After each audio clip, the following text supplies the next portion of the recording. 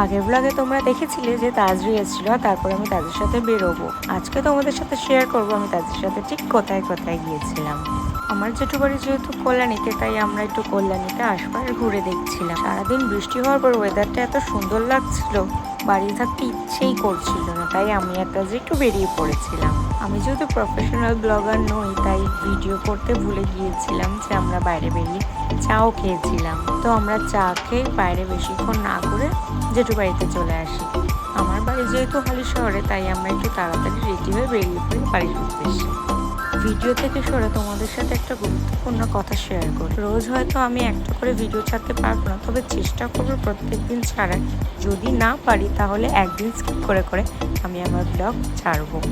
এই কথাটা আমি ভিডিওতে এসে এর কারণেই বললাম, কারণ অনেকেই আমাকে মেসেজ করেছো তোমরা যে কেন আমি প্রত্যেকদিন একটা করে ভিডিও পোস্ট করি না। তো যাই হোক, আবার ভিডিওতে ফিরে আসি। তো বাড়ি যাওয়ার পথে আমাদের ভীষণ খিদে পেয়ে গেছি। ঘোষপাড়া স্টেশনের পাশে একটা ছোট্ট স্টল দেখি। এই স্টলটায় খুব কম দামে খুব ভালো ভালো কম্বো পাওয়া যাচ্ছিল। আমি সেখান থেকে পরোটা চিলি চিকেনের কম্বোটা নিয়েছিলাম। আমার 55 মতন বিল হয়েছিল।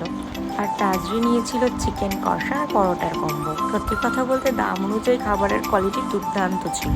দোকানের লোকেশন জানতে আমাকে ডিএম করে, আমি অ্যাড্রেস সহ সমস্ত ডিটেলস তোমাদের দিয়ে দেব। বাড়ি ফেরার পরে আমি আশফল ডিস্ট্রিবিউশনে বেরিয়েছি। আজকের ভিডিওটা এখানেই এন্ড করছি। ভিডিওটা ভালো লেগে থাকে লাইক করে কমেন্ট করে দিও। টাটা।